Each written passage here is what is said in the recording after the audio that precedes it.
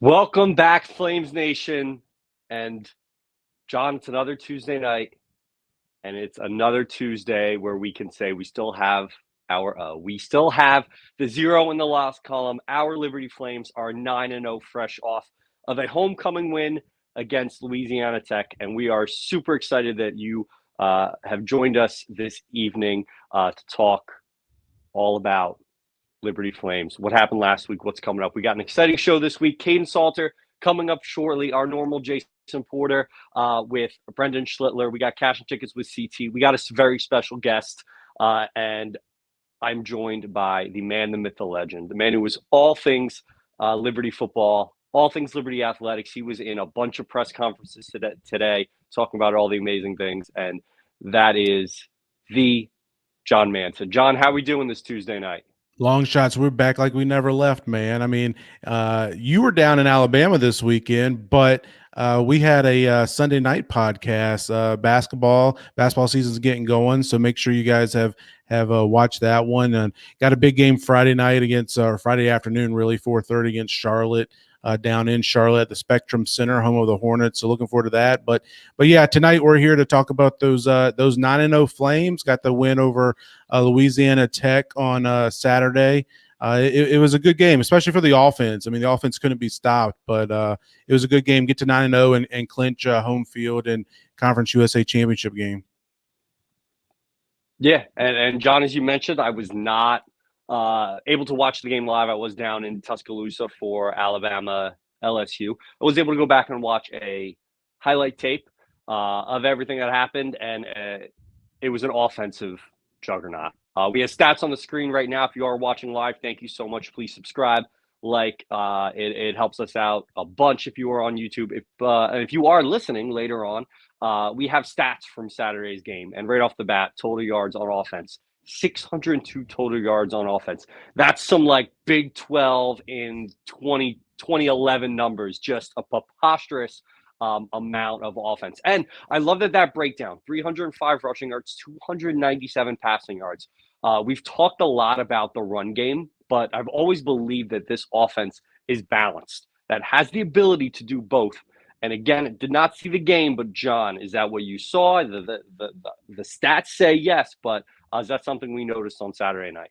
Oh, definitely. It was a very balanced attack, as you see there within the numbers, but it was a typical, you got Quentin Cooley as the bowling ball up the middle. And I mean, he's getting 8, 10, 12 yards a pop between the tackles. That's tough to beat. And especially when you get into the second half as the defense is getting worn down. And then you got Kaidon, his ability with his legs to make plays. And then he can always take those shots over the top. We got Noah Frith involved, had a big, I think it was a 55-yard touchdown, a pass and run, and obviously CJ Daniels as well doing the typical thing. So this offense, I've said it all along, really all season, is that it's almost what poison do you pick? I mean, because it's whether it's the run game and multiple facets of the run game, like we've talked about before, through the option, through Quentin Cooley up the middle, Kaidon Salter and his ability, or in the passing game. And Salter can make the passes all over the field, right? And it's a lot of fun.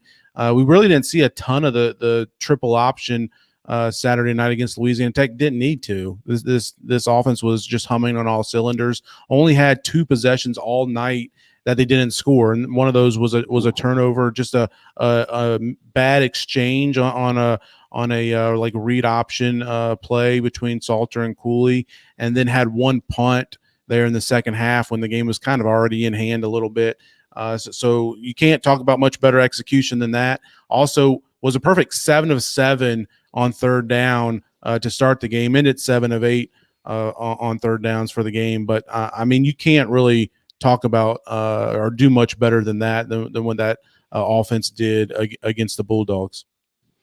Yeah, anytime you score 56 points in college football, you're oftentimes walking away with a win, walking away with a smile on your face. Obviously, some questions about the defense giving up 30 points, but at the end of the day, if you're able to hang a 50 burger, you're in a good spot. So, new college football power index with 51 next to our name. And obviously, that's not going to be the number Saturday afternoon. We're going to have 25 next to it. I'm not sure what how ESPN, whoever is carrying this game, if they're going to put AP or the college football playoffs. But in the ESPN complete college football playoffs, Liberty still leads the entire Conference USA, ranked 51. Next up, Western Kentucky, not a surprise, at 84. And then after that, Jacksonville State at 94. John, any surprises to you about the Conference USA rankings when it comes to the College Football Power Index? And do you think it aligns with what the Conference USA standings say? Yeah, no real surprises there. I actually think Jacksonville State's probably the second best team in this league. Unfortunately, they won't get the chance to play in the conference championship game, and maybe fortunately they're not out there on social media and whining about that nonstop like some other schools. But I think they're a really good team. Rich Rodriguez has got that team moving in the right direction. They nearly pulled off the upset against South Carolina, which would have done really good for Liberty's strength of schedule in that narrative. But lost by 10, right? Yeah, they lost by it was a pick 6 there late. They were down by 3 and driving, hoping to go in and either tie the game or take the lead, but through a pick 6. So, but anyways, a good showing for them nonetheless, and in their first year at the FBS level. New Mexico State, Western Kentucky play this weekend. They're really the only 2 teams left in contention for that second spot in the conference championship game. And if New Mexico State wins on Saturday at Western Kentucky, they will clinch the second spot and will be playing against Liberty, making the trip back to Lynchburg for the 3rd time in just over a year on December 1st. But Western Kentucky, if they win, they'll be right there and in the driver's seat as well. So that's a big game coming up, obviously, for the conference this weekend as Liberty steps out of conference play to take on ODU. Yeah, and it's exciting, and we haven't even mentioned it yet because I think we kind of got excited about it after the Western Kentucky game and assumed it was going to be a foregone conclusion, but have officially clinched home field advantage in the Conference USA championship game, and that's just awesome situation. Coach Chadwell said it's a checkpoint. It is part of the journey, it's part of what this team is trying to accomplish, and it is awesome that in our very first year, we are going to get an opportunity to show off Williams Stadium across the entire country on a Friday night on conference championship weekend. So yeah, and season ticket holders, Flames Club members, I'm sure you've gotten your emails. Make sure you go out and make your purchases. I think you've got until Wednesday at 5 p.m. Those will be locked down for you, and at that point in time, they then open up to the rest of the general public. So make sure if you are a season ticket holder, Flames Club member, make sure you go ahead and get your purchases in. I know I've done the same, and looking forward to filling up Williams Stadium Friday, December 1st, and that'll probably be the most watched game in Liberty football history to this point, because it's a conference championship game. There's not going to be many other games on that night, so I'm sure there'll be a lot of casual fans tuning in. So let's make sure Williams Stadium shows off. Yeah, and this is the reason why we joined a conference, and it's a whole nother debate for another time, but to play in conference championship games, to be featured on national television in pretty much standalone games. This is the reason why this happened. So I'm super excited about it. And we're going to bring in two of our weekly friends that get to join us all the time. And that is Mr. Jason Porter and Mr. Brendan Schlittler.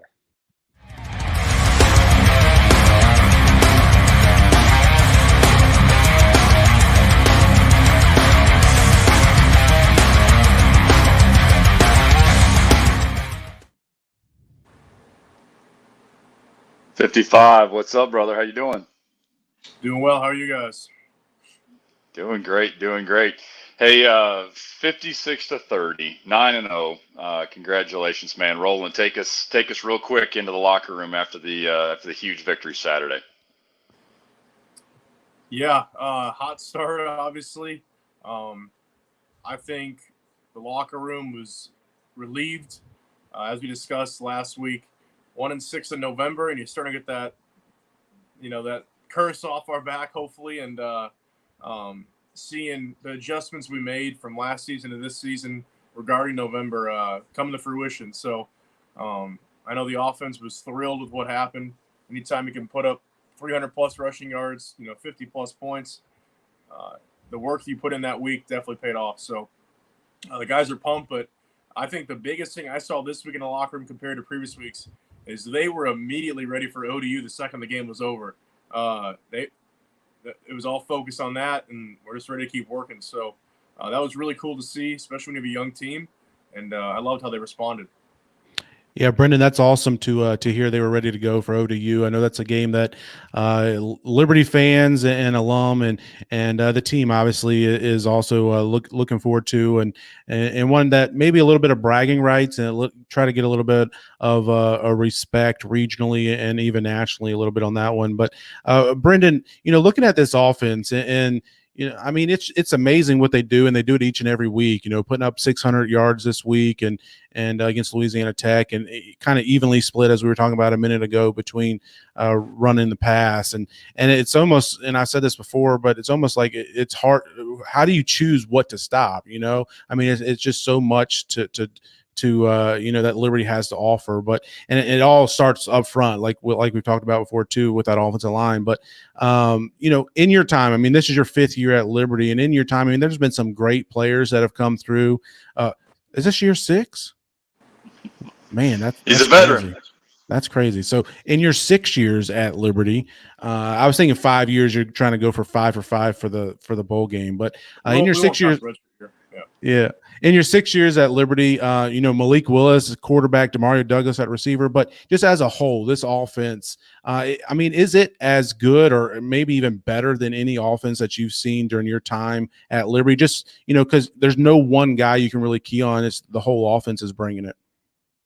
I'm going to go on a limb and say that I think the difference is that the guys are being put in positions to show what they have and to the fullest ability. And I say that because I think the coaches are putting the guys in the best spots to utilize what we have. And I just watched the film, and I'm just amazed. Each week it's something new, and they're finding new ways to get guys the ball. Obviously have to make adjustments because other teams watch film too, but the way that they just use what we have and put the guys in positions to succeed is something I haven't seen before. I think that's a big difference. And obviously when you have a lot to play for, 9-0, you're going to play harder. And they've sent the message the whole offseason about loving your brother, and love's a choice. So making the choice, each of us, to commit, and we signed a covenant that we're going to, no matter what happens, be all in with each other and give it all we have. And, I mean, it's happened so far. It's been pretty cool to see. Yeah, Brendan, to that point, it's been interesting watching, it seems like maybe the last 2 weeks, Bedgood specifically come out of the backfield. There's a lot of eye candy and motion coming off with what Aaron's able to do, and him catching the ball and allowing him to catch it in space and do some things. But I was kind of curious, we were talking a little bit on the broadcast just about, from your perspective, what does it look like as an offensive line, plural, trying to protect a quarterback like Kaidon, who you never know what he's going to do. He's got that read, and not to mention his rushing yards and knowing that he's going to scramble at any moment. How do you guys avoid just the holding penalties, among other things? But what's it like to block for somebody who you never know whether he's zigging or zagging or both? Yeah, I'd say the biggest thing is just expect the unexpected. There's gonna be a lot of stuff that happens that it just is not in the playbook because plays are gonna break up and he's gonna have to extend them and do his thing. So a lot of times, especially in QB draws, you'll have some times he's flushed out of the pocket where he's gonna start going zig and zag, as you said, and you don't know where it's going. So it's just knowing that can happen, and I mean ultimately he's got to play. But I'll tell you what, Kaidon, most rushing quarterbacks that can run the ball, they take a lot of sacks, and they don't. They kind of run into some. They make up for it, but they also kind of hurt you sometimes. 9 games in, he has avoided a lot of stuff, and he has not ran into much. And I know that's something that the guys really appreciate because you put in a lot of work, and when they're running into stuff, it's not fun. But he's helped them out a ton, and he's done a great job of having the pocket presence, trusting the guys, staying in there, making the throws. He's taking hits, but he's done what he needed to do, and that's ultimately what matters most. Brendan, you're rocking the RT Rogers hat there, and it was great to catch up with Greg Rogers, see him and some of his team at the game at the tailgate Saturday, and give us a little bit more detail as to who RT Rogers are and how they can help some of our viewers. Yeah, RT Rogers is an oil company based out of southern West Virginia. Main marketing areas are southeastern West Virginia and southwest Virginia. They sell fuel, lubricants, tanks, and equipment. Greg Rogers, as you mentioned, Liberty alum, came back for homecoming. It was great to meet up with him and a bunch of the family members and stuff. But just great supporters of the Flames. Love supporting the football team, and couldn't thank him enough for his support and for responsive, reliable, full service fuel providing. Just hit them up at rtrogersoil.com, and they will take care of you. So, Brendan, take us into this game this week against Old Dominion. You mentioned the 1-6 record in November, the previous 2 years, and got that turned around, or at least started to turn around against Louisiana Tech, going 1-0 there. But stepping out of conference play, I mean, Coach Chadwell and his staff have talked so much about playing for a conference championship, getting to play in the conference championship game, play it at home, all that. But now you step out of conference, in November. It kind of seems like it comes at a weird time in the schedule. How is you mentioned that the team was focused right after that game Saturday night against Louisiana Tech for this ODU game. What is it about this team? What is it about this game this week that has the team so focused and dialed in, at least to this point in time of the week? Yeah, I think before we were so focused on getting our 6 wins, and that was our Super Bowl, was the bowl game. And this year it's kind of more process-driven than product-driven. So obviously you want to be 14-0. You want to win a conference championship, win your bowl game. But you have to do X, Y, and Z to get there. And I think the best thing this team has done is we focus on the X, Y, and the Z and not the end product. So we're excited because we know we have to clean up stuff defensively. Offensively, we got to clean up stuff that's going to come up down the road if we want those things, and we got to fix this week. So knowing that we have an opportunity to fine-tune details and grow that chemistry together, that's going to matter most when it comes down later on down the road. That's all the motivation you need for a week like this. This is a really solid team. Played JMU to the wire, put up a fight against Virginia Tech, and they've been in a lot of close games. Their coaches also put them in good spots, and they utilize their talent accordingly. Talented backfield, and I think it's one of those weeks where if you don't come in respecting the heck out of them and working your tail off, then it could bite you in the butt. So. Yeah, one thing about ODU is they've played in 8 straight games decided by 7 points or fewer, which is just an insane stat. But looking forward to the game Saturday. Brendan, as always, thanks for joining us, and appreciate you fanning the Flames, even from the sidelines this year as you fight back from that injury, and look forward to seeing you guys on Saturday. Amen. Thank you, guys. Have a good one. Let be. So, JP, it's November. It's starting to get cold outside. Maybe real estate is not something people want to mess with this time of the year. What are maybe some pros and cons of doing some real estate at this time of the year? Yeah, I think November, December, and even into January, February, I always get a little bit of a bad rap when it comes to real estate. But probably one of the biggest pros right now is the fact that there's not a lot of activity on the market. So if you're somebody who's in the market right now to buy or to sell, the competition is not quite as strong. Definitely not nearly what it was the last couple of years. We talked about that through the weeks here, but that gives you a lot of flexibility. And if you're a buyer in this situation right now, really to your point, John, there's not a lot of folks that want to move during the holidays. That's kind of the thing. But At the same time, if you have that flexibility and that lifestyle or whatever, and you're willing to do something, you may be able to pick up a deal. And then completely different focus real quick is on the investor front. Obviously, the fiscal year is coming to an end here in the fourth quarter. So we've got some interesting things moving on the commercial side and on the investment side too. So November, December, and even January, February, you don't always think about real estate, but it's a very interesting pros and cons time of market. Be glad to talk with anybody about it.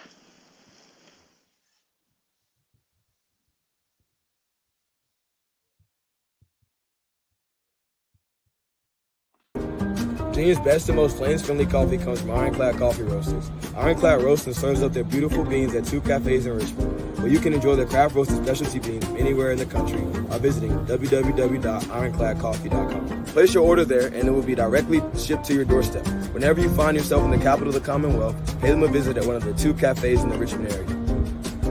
Ironclad's owners, the O'Rourke family, are proud Flames Club members and season ticket holders. And now they're pleased to sponsor the podcast from CRA. Hop over to www.ironcladcoffee.com now to get your Virginia's best specialty coffee headed your way.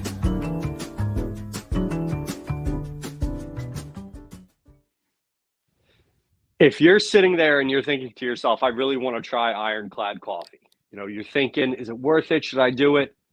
Every Saturday, every home game, every tailgate, we are stocked to the brim with Ironclad coffee. But just a heads up, it goes pretty quickly. No lie, I have seen Mrs. Chadwell drinking Ironclad coffee. I have seen Dr. Elmer Towns drinking Ironclad coffee. You got to get in there. You got to give it a shot. Make sure you come out to our tailgate, sponsored by Flames Rising, our NIL. If you could get over there, there was hundreds of people there on Saturday to celebrate homecoming and to see our next guest, to see our starting quarterback, young man who was just over the last year has really blossomed to really put himself in as one of the Liberty quarterback greats. And we always say we've gone kind of from one to the other, and we're on a great run. And you see teams across the country, John, that are still trying to find that one. And we've kind of gone back to back with 2 all-time greats. And I'm talking about no other than number 7, Kaidon Salter, Liberty University starting quarterback. Welcome on, Kaidon.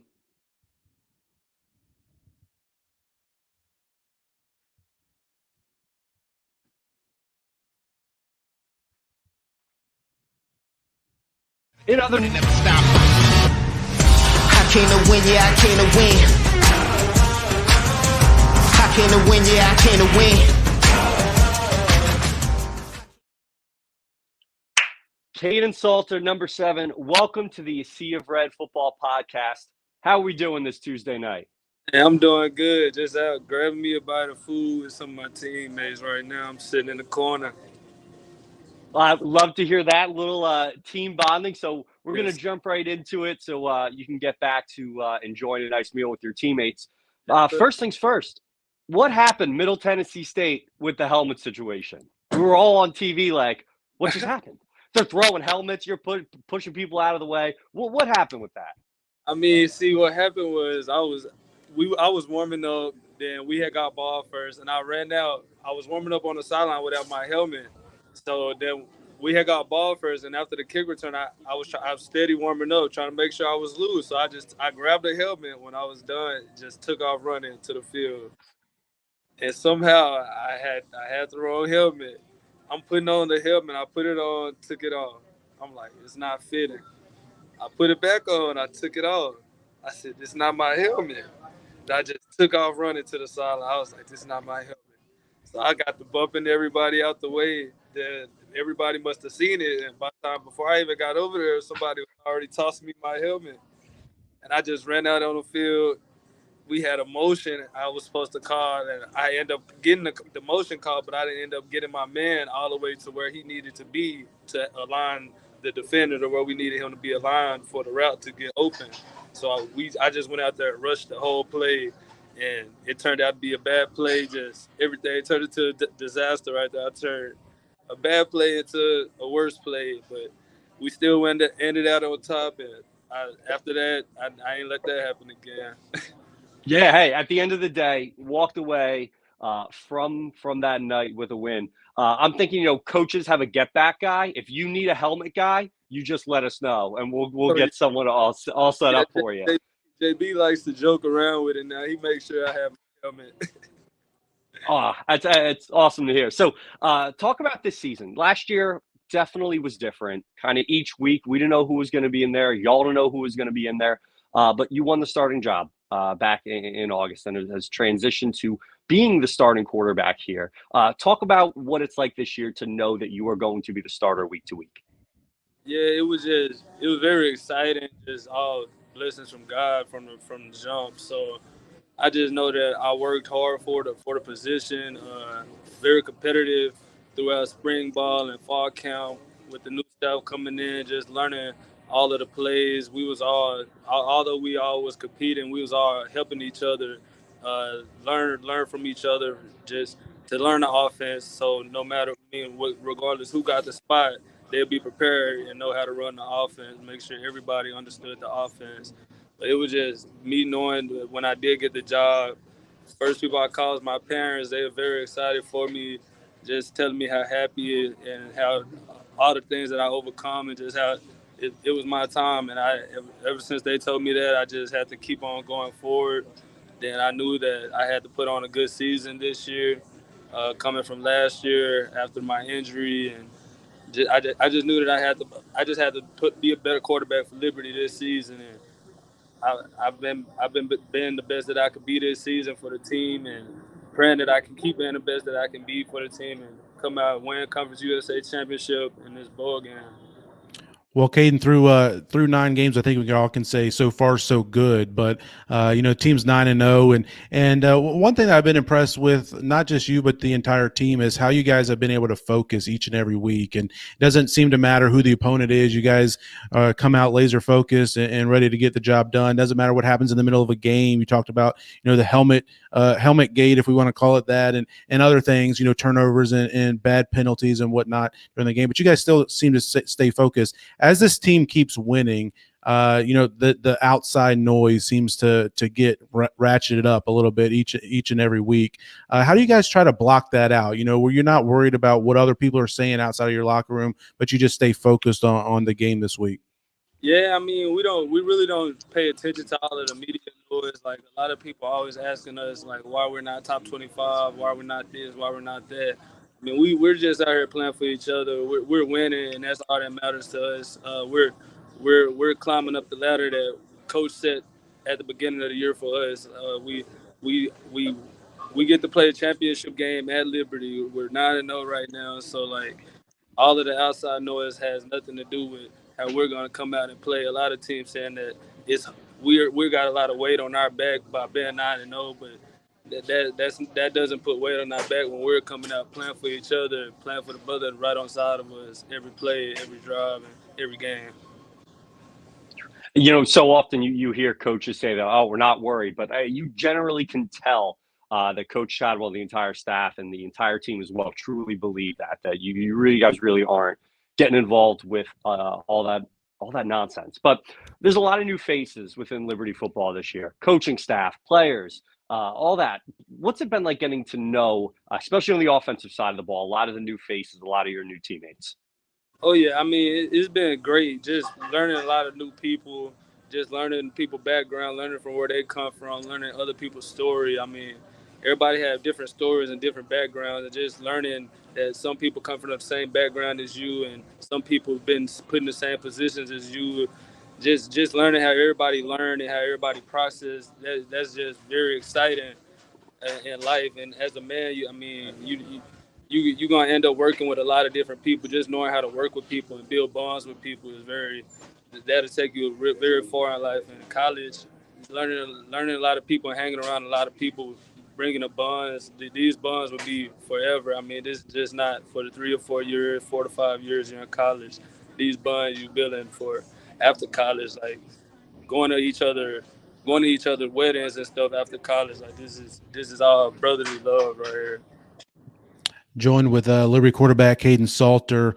Kaidon, you've won what 3 Conference USA Offensive Player of the Week awards so far this year, and you got to be the odds-on favorite to be, Conference USA Offensive Player of the Year here in a few weeks. But if you could go back maybe to the end of last season or this off season or in training camp or whatever it may be, was there any one point or one thing that you can point back to as, okay, this is where I took the next step from being, a good quarterback to being able to be the quarterback of a top 25 team?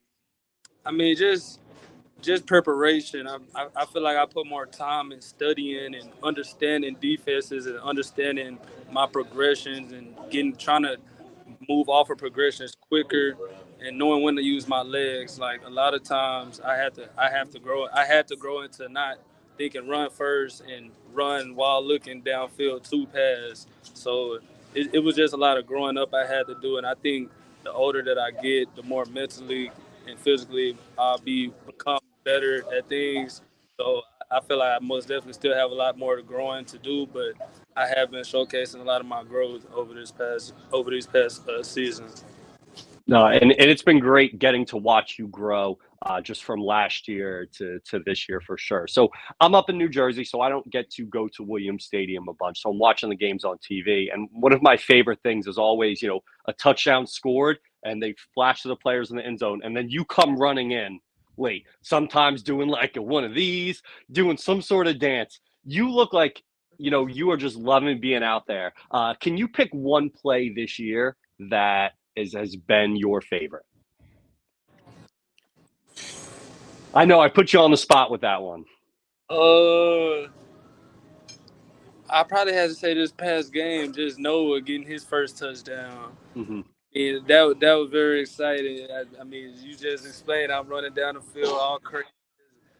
I mean, like Coach said in his post game interview, Noah he works his butt off with his team. He probably leads college football in most catches that got called back for penalties, most definitely. And just the fact that he's a great person on and off the field. He's a great leader for us. He's been at Liberty forever, and we always tell him that. He knows that. So just seeing how excited the team was for Noah getting his first touchdown of the season, and the way that we stamped it before the game. I told him like this was gonna be the game that you're gonna get your touchdown, and it didn't. It happened. So that was just very exciting watching that and going through that play and end up hitting Noah, watching him run down the field for the touchdown. Hey, Kaidon, last question for you before we let you get out of here and get on with your evening. But similar question. It does seem like you're having a lot of fun, and why is that? I mean, why does it seem like you guys are having so much fun, and you in particular? I mean, it is a game that you're playing, but a lot of times we get so caught up in, you got to win, all this sort of thing. But why does it seem like you're having so much fun? It kind of comes through whether it's on the TV or when you're there at the game in person. Yeah, it's just, I mean, of course we're winning, but it's just me as a person. I mean, I feel like I'm back being me. I mean, this season I feel like I just feel like I'm back me, and just I had the freedom to go out there and do what I do and just have fun with it. Make like the mistakes that I made, I just learned from them. I'm not getting pulled after throwing an interception or making a bad read.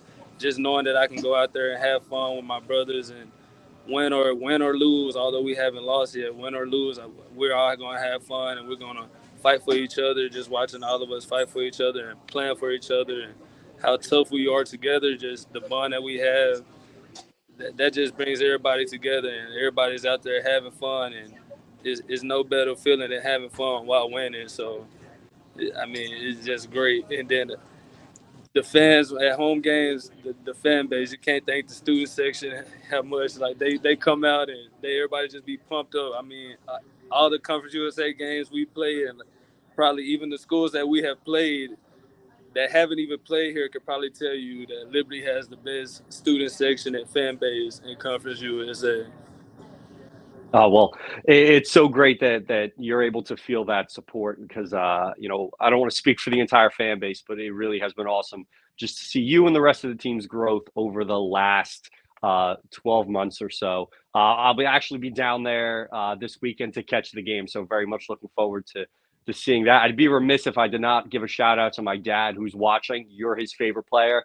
He rocks a Salter shirt every Saturday. He's always making sure, like, I got to make sure the Salter shirt's washed for game days. So again, on from John and I and the rest of our A Sea of Red podcast team, thank you so much for joining us, Kaidon. We'll see you Saturday. Go enjoy dinner and enjoy the days leading up to the game.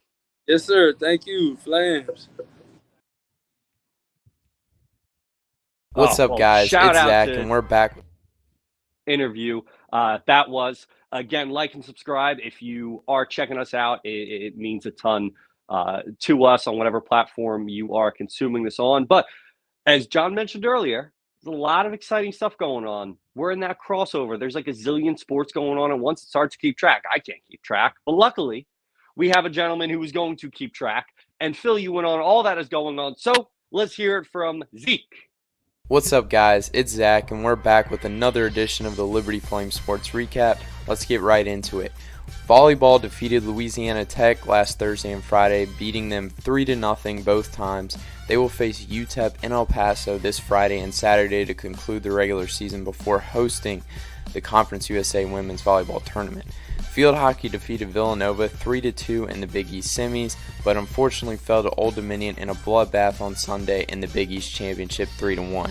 They did receive an at-large bid to the NCAA tournament, and they will face number 12 seed Syracuse in the first round at Duke University this Friday. Men's soccer concluded their season falling to Eastern Illinois 4-1 in penalty kicks. Women's soccer defeated Louisiana Tech 3-0 last Friday in the semifinals, and then won Liberty's first ever Conference USA Championship by defeating New Mexico State 2-1 in the Conference USA Championship game at Louisiana Tech University. The Flames will face number 4 seed Georgia in the first round of the NCAA tournament. That will be in Athens. Football defeated Louisiana Tech 56-30 on homecoming to improve to 9-0 on the season. Liberty clinched home field advantage for the Conference USA Championship game with the win. The women's cross country will compete in the Southeast Regional Championships this Friday.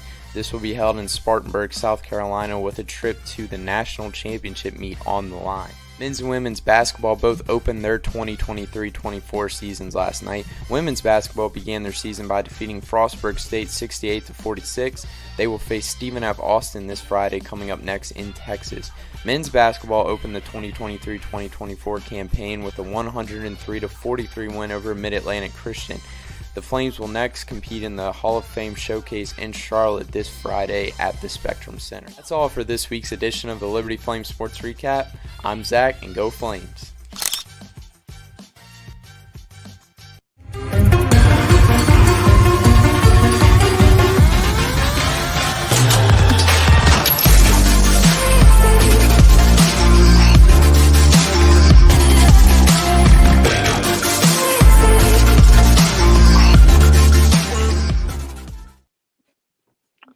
Welcome on our main man, cashing tickets, Christian Taylor, the man who is coming back hard when it comes to picking some games for you each week. A great opportunity for us to talk about the entire landscape of college football, dive into some teams you might know about and some teams you don't. But CT, give us a little recap how you did last week. Yeah. I mean, first of all, thanks for the intro. I don't even know if I deserve to be on here alongside you right now. We'll get to that with how on fire you are, but yeah, we're doing better for sure. So recap real quick: CT's locks 3-2 on the main ones. Arkansas won outright. Army won outright. Maybe somebody sprinkled the money line there, and Arizona won outright as well. So all three dogs won outright, and then that bonus money line parlay plus 450 as well, that hit. So. It was definitely a really good weekend for the locks. Yeah, great to bounce back. I wish I would have tailed a lot of them, but as I mentioned earlier, I was down in Alabama, and shockingly, there's no legal sports betting in Alabama. So I was able to fire off one bet, Alabama team total over 34.5. Normally I bet responsibly, but that might have been an irresponsible bet. But that's irrelevant because I was like 7 rows off the field at Bryant-Denny. But I Not picked a bad irresponsible if week it to be wins as down well. So there. Exactly. I won, so it doesn't matter. Exactly. But great week from you. I wish I would have been in a state with legal investing so I could have taken advantage of that. So what do you got for us this week? Week 11, right? yeah, week 11. I don't know Unbelievable. how season's like 2/3 of the way over. I don't know how. But we'll jump right into it. First of all, Friday night game. I have Wyoming at UNLV 10:45. So maybe some people's bedtime. But if you're awake, it's going to be a really good game. Could it impact Liberty's chances with New York 6 or something like that? UNLV is a 5.5-point favorite. I do like them in this game. I do like them. I've said it a couple of times. Wyoming is not the same away from home. I think they're undefeated at home this year, but they're not the same on the road. Laramie's a tough place to play. Exactly. So I really like UNLV in this spot. I think it's a good line for them, and think they'll win by at least a touchdown. Yeah, UNLV's been kind of surprising this year. They have really kind of sneaky. came out from out of nowhere.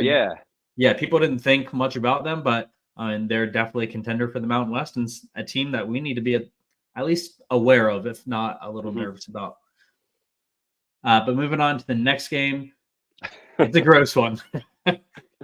Saturday, Rutgers at Iowa, under 29. Yeah, I saw it's the lowest total since somewhere in the 1990s or something like that. I have to play the under. It might even be grosser to play. Anything's gross in this game. It might even be grosser to play the over and try to just sweat out field goals to get you there. But regardless, Iowa's defense is great. You know about Rutgers. Their offense has been on and off, but this Iowa defense is one of the top in the country. So give me that under 29. Yeah. I love each week I was just getting lower and lower with exactly. The fact that the numbers at 29 is just so preposterous. I've actually been to a Rutgers Iowa game before at Rutgers. Iowa fans, super sweet people. Going to be interesting to see now. They finally fired Brian Ferentz, so who knows? Who knows what's going to happen? Yeah, and I mean that was something we talked about at the very beginning of the season. I remember week 0 with the Locks. We talked about, hey, he has in his contract if they don't score 25 a game, he's gone. And never close we thought that would help them. Clearly, it didn't. So he's that offense has struggled, but thankfully they have that defense to keep them a good team. The other thing, just really quickly, college football playoff rankings tonight. These aren't reflected in these graphics or anything, but they ranked Iowa.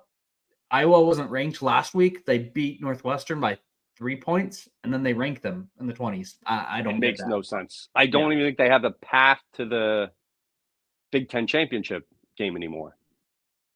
I would have to look at the West, but yeah, regardless. I mean, that whole West is just a mess. Anyways, moving on, one of the games of the week, Tennessee at Missouri, CBS Classic SEC 3:30 slot. It's going to be another good one, and it's just another Joe Milton fade for me. This Mizzou defense can struggle. We saw that like in the LSU game. That was a very high-scoring shootout. We saw it against Georgia. They struggled as well.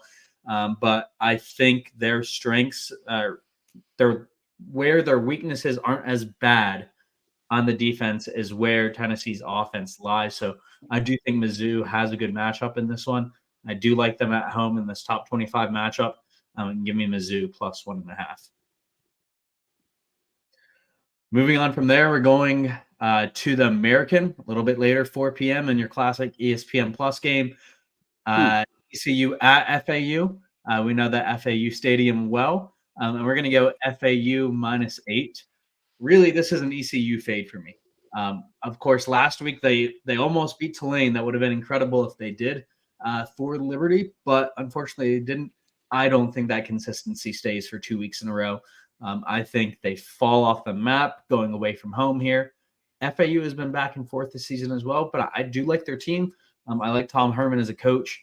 And again, I think ECU just fades again this week. So FIU -8. Speaking of Tom Herman, side note, I wore my OK Cool Hook'em shirt to vote today. So happy Election Day. Make sure you get out and vote. This point, it's probably too late to vote, but hope you get out there and vote. I hope you did. Exactly. Final one, another game that's going to impact Liberty potentially tremendously. And this time, I like the team that could help out the Flames. So Fresno State at San Jose State, Saturday night at 10:30 on CBS Sports Network. Hopefully the commentators are better than some of ours. But regardless, San Jose State +1. I think they win outright, which would be amazing to see Fresno State drop a game. This line is just really short to me, in my opinion. San Jose State, they struggled to start the season. They've been picking it up. But I still would have expected this line to be around 4 or 5 points. So for San Jose State to only be laying 1, I think that tells me they're going to be winning outright. So give me San Jose State. And again, rooting for that outcome to help out the Flames. Yep. Late night Saturday, watching UFC and that. All right. Give us your bonus parlay. Yep, absolutely. Let's keep it hot. So a couple teams that were already in there. So UNLV, we have them. Washington, we have them taking care of business as well. Keep on rolling. Arkansas, we'll talk about that game a little bit later. I think they're going to beat Auburn. I know a couple of you may disagree there. FAU, just have them to win outright there as well. Texas beating TCU. This TCU team is a shell of what they were last year. Give me Texas to keep on rolling, knowing they can't lose if they want to be in the playoff. And then finally, Oregon at home against USC. Oregon, great team, great home team. I think they're going to win. As we talked about last week, I think they're going to win the Pac-12, but they need this game. I'm hoping USC continues to fade off the map as well. Now that they're eliminated from the playoff, that they're eliminated from the Pac-12. Who knows? Maybe Caleb Williams shows up, but regardless, I struggle to see Oregon losing. So put all those 6 together. You get a nice plus 525, and let's hope we can cash that 2 weeks in a row.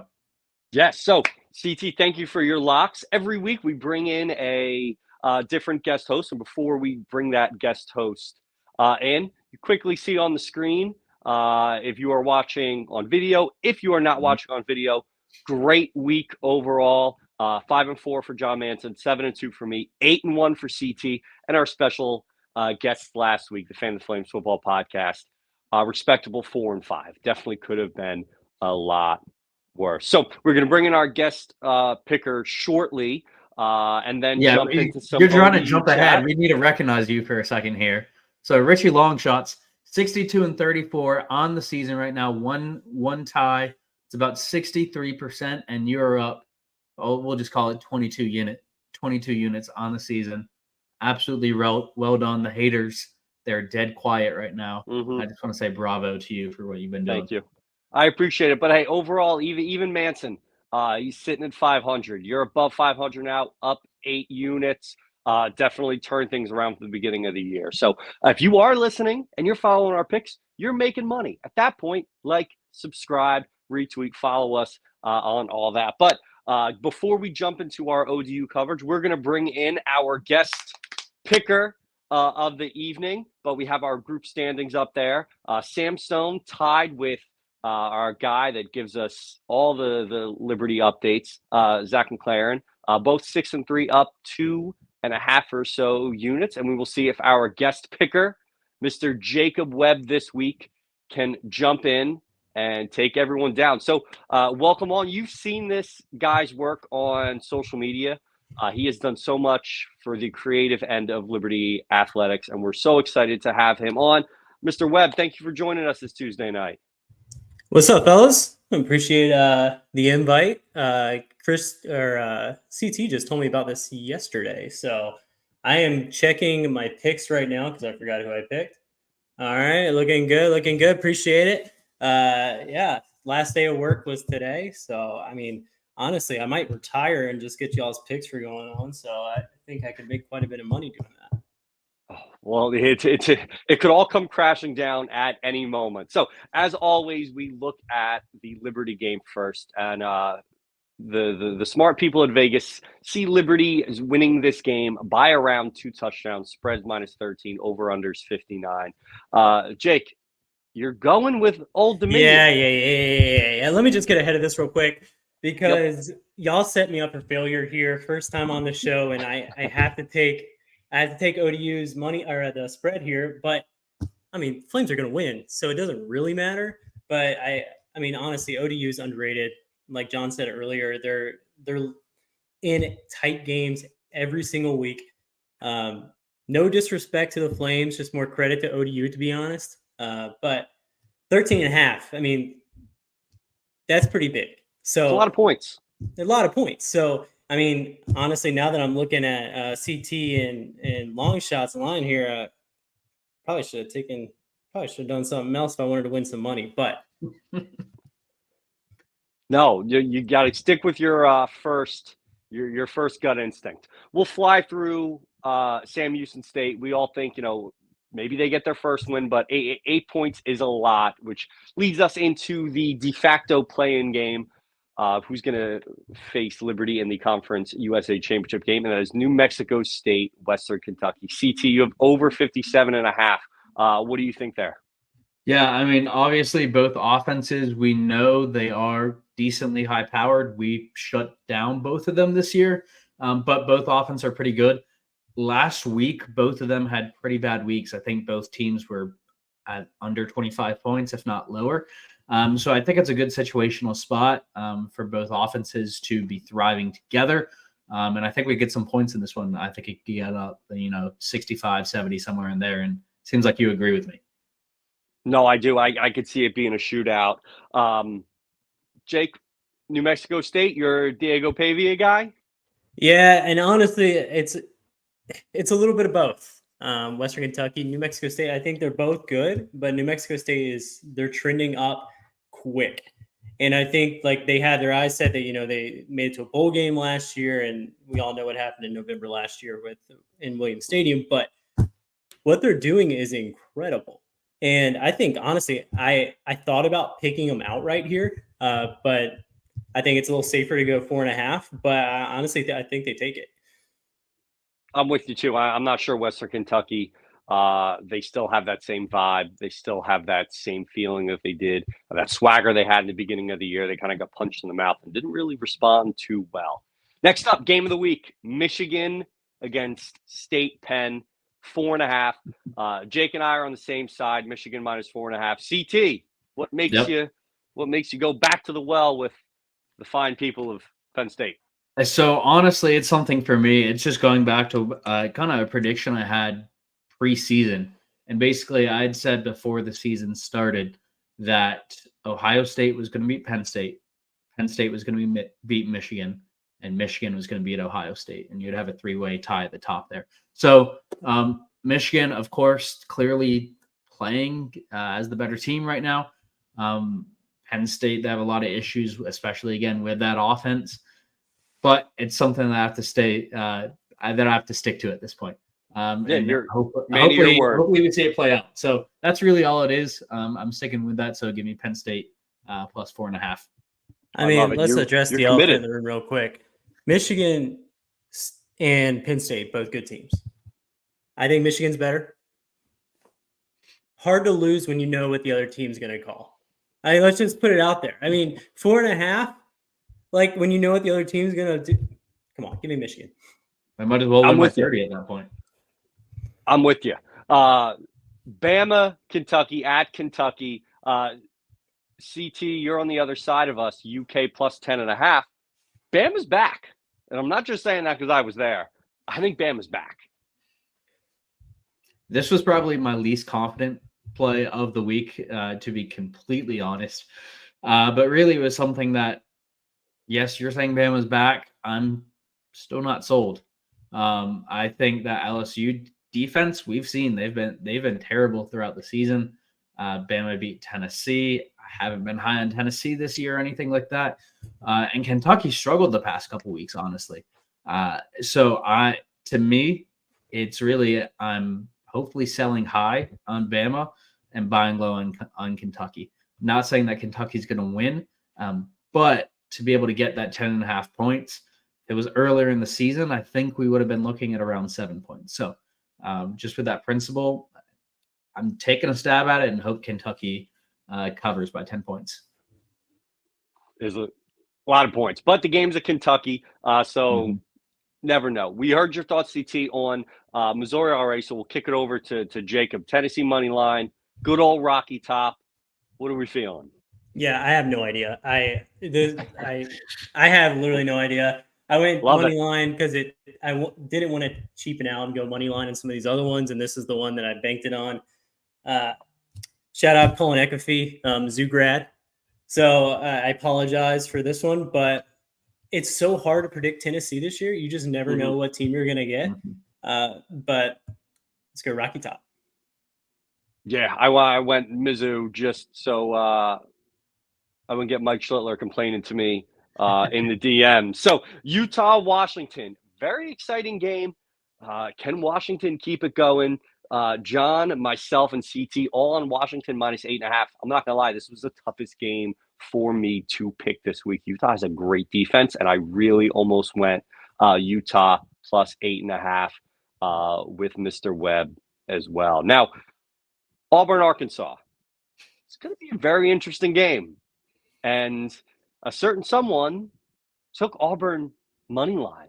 And that man is It's John the guy Mason. that's in last place. Yeah, he's not here to defend himself, so I'm not going to call him out too much. But I went Auburn +2.5 too. Arkansas coming off a big win last week. CT, you think they can keep that train rolling? Yeah, and it really comes down to, again, they fired their offensive coordinator. And the offensive scheme is much, much more conducive for their entire offense and for KJ Jefferson. So we know Hugh Freeze has beat this Arkansas team in the past. He's succeeded against them. But that Liberty win, I'm pretty sure that was his first time beating Arkansas. I could be wrong, but I'm pretty sure I remember that from last year. So I think you're right. He has historically struggled with them a little bit.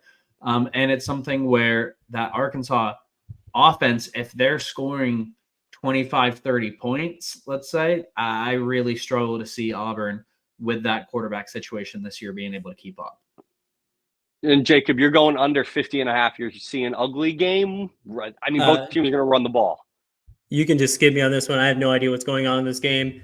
So, I mean, honestly, I'm looking at the schedule right now. Arkansas, 39 points last week, 3 points against Mississippi State. I have no idea. No insight to tell here. I love. Sometimes you got to flip a coin. Hey, which 50, brings 50. us, yeah, exactly. Brings us to our last game. Ole Miss, Georgia. Another argument to be the game of the week. Georgia 11-point favorites, over under 59. None of us here decided to take a stand, going with the side, but John, myself, and CT all on the same side again, going under 59, and Jacob going over 59. So the three of us are on the under, Jacob on the over. This is another game I thought could have gone either way, but I just see Georgia winning this game like 28-7. And just Lane being frustrated. Maybe 28-14. He throws a touchdown late because it's Lane. But what made you go under, splitting from the rest of the crew? Yeah, honestly, here's my thing. I had a hard time picking the spread. But if, say, Georgia can win by 20 and they put up 40 points, Ole Miss can put up 20 points. So, like, in my opinion, I think both teams can score at a high rate. We know Georgia's defense really good. But honestly, I don't think Ole Miss has to score that much for the over to hit just because Georgia is that powerful. That's fair. It is fair. And it's one of those, there's a lot of tough games this week. We're in that swing of things where Vegas is caught up to what they know exactly who these teams are. They crunch their numbers and all that. So real quick, rapid fire, CT, give us your favorite pick of the week. Favorite pick of the week? It's honestly going to be Arkansas. Arkansas -2.5. Ooh. The freeze fade. Going to be a good one. What time is that game? That is a great question. As you guys talk about yours, I'll find it. 3:30 game. Jacob Webb, Liberty legend, thank you again for joining us this Tuesday night. What is your one game? You got to put it all on. What are you going with? Yeah, I wasn't prepared for this question, by the way, so I'm looking at them right now. Honestly, it's either New Mexico State or Sam Houston. I think both cover. Honestly, I think both could win. Honestly, I think both might win. It'd be a nice little money line parlay. Yeah, that's what I'm thinking. Like half a unit on the money line. Yeah, you might as well just start ODU in that point too. Hey, watch it. Get weird with it. If I had to pick one, give me Michigan -4.5. I think that they're going to play with some severe chip on their shoulder type situation. But those are our picks. We'll get those out there, out on the Bird app this week. And we are now going to swing it over and hear from one of our sponsors. It's real Florida. It's old Florida, and it's close to all of the Central Florida attractions. Crystal clear natural springs in one of the largest chain of lakes. The beautiful lakefront city of Leesburg offers the best in outdoor adventures, fishing, and quaint shops and restaurants on historic downtown Main Street. Come visit and see how welcoming a hometown city feels. Experience Leesburg the way Florida is meant to be.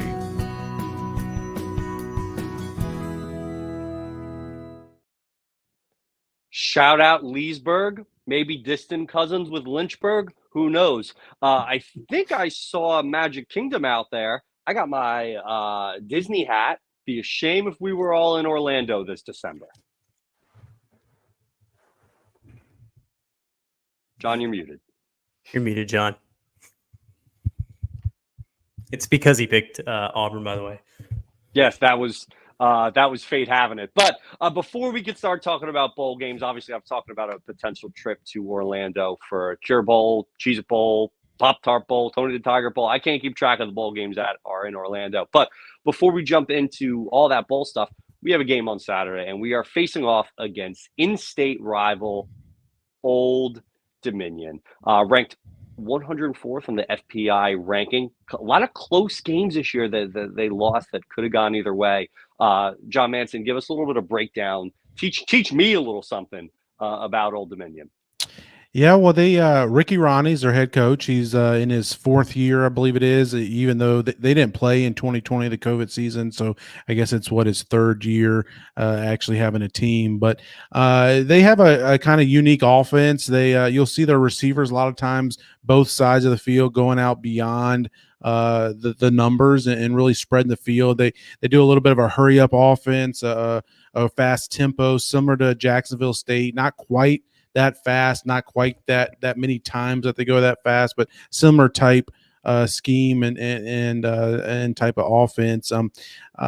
Like you said, and I said earlier, they've had 8 straight games decided by 7 points or less, and they're 4-5. They got 3 games left. They'll probably be underdogs in all 3 of them, including this week against Liberty. And they need to win 2 to get to a bowl game. I mean, that's obviously what they're playing for right now, and they're capable of pulling the upset.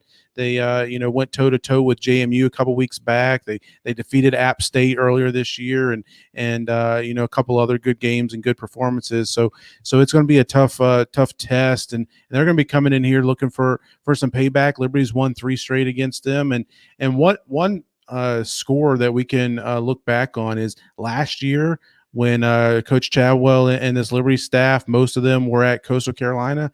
They got kind of embarrassed by Ricky Ronnie and ODU in Conway, South Carolina. So do they have Chadwell's number? I don't know. I guess maybe we'll find out some this week. But this is a big game for Liberty from bragging rights, from in-state bragging rights, from some notoriety. Getting a win against the Sun Belt would be huge, and especially that team, like I mentioned, JMU. They beat them by 4, beat ODU by 4. So if again, you're comparing numbers, but hey, we're fans. That's what we do, comparing scores. And if Liberty can go out and win by 2 or 3 touchdowns, that certainly looks good on paper.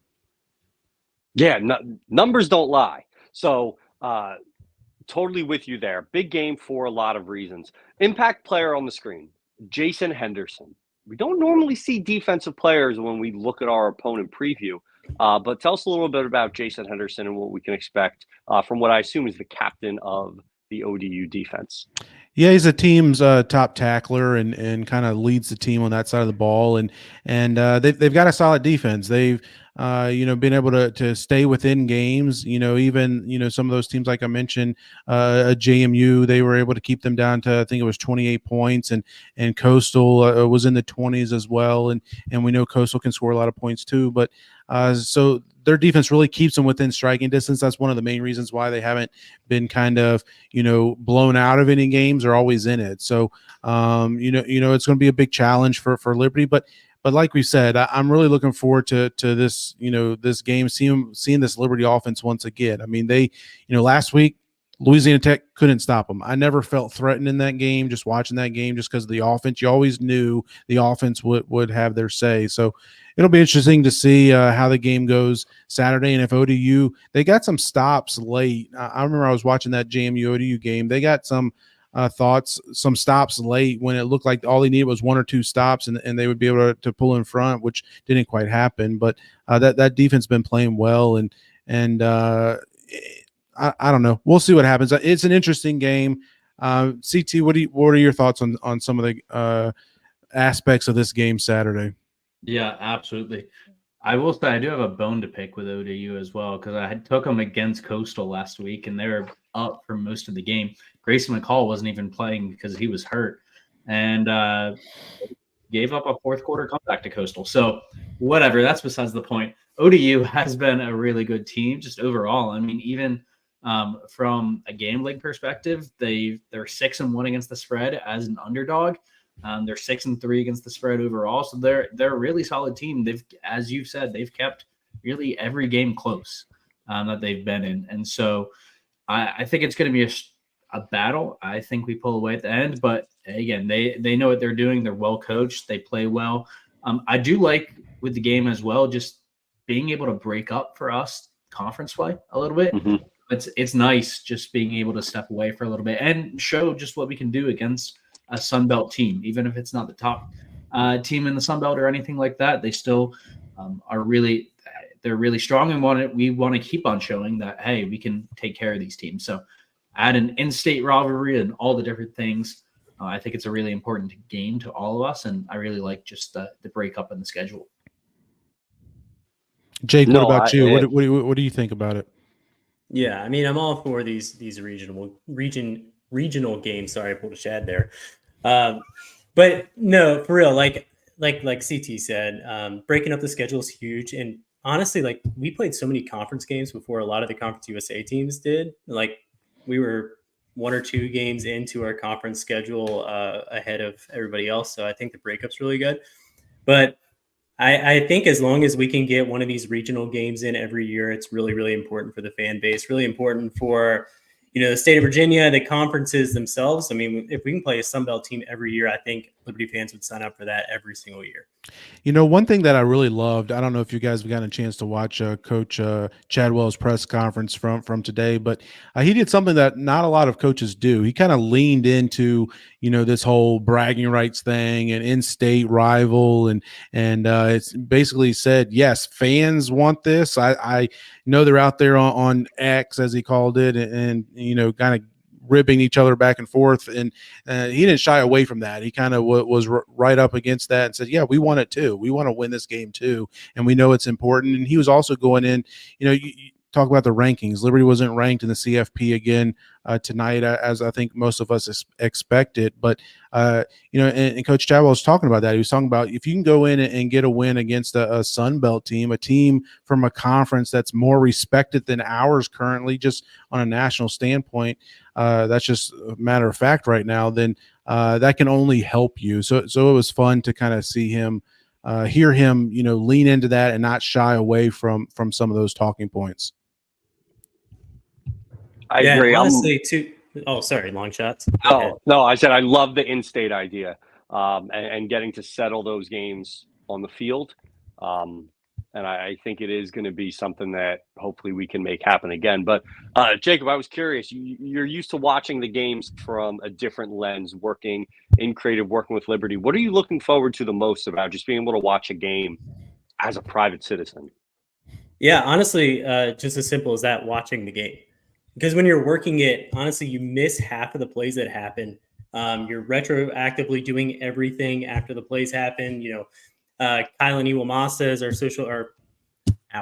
hurts a little bit, as I'm no longer there anymore. But Liberty's social media manager, we go back and forth, and as he's working on something, he'll miss a play and he'll have to ask what happened, or we'll have to watch a replay. I'm excited to just take it all in, and no matter what happens, I can just enjoy it.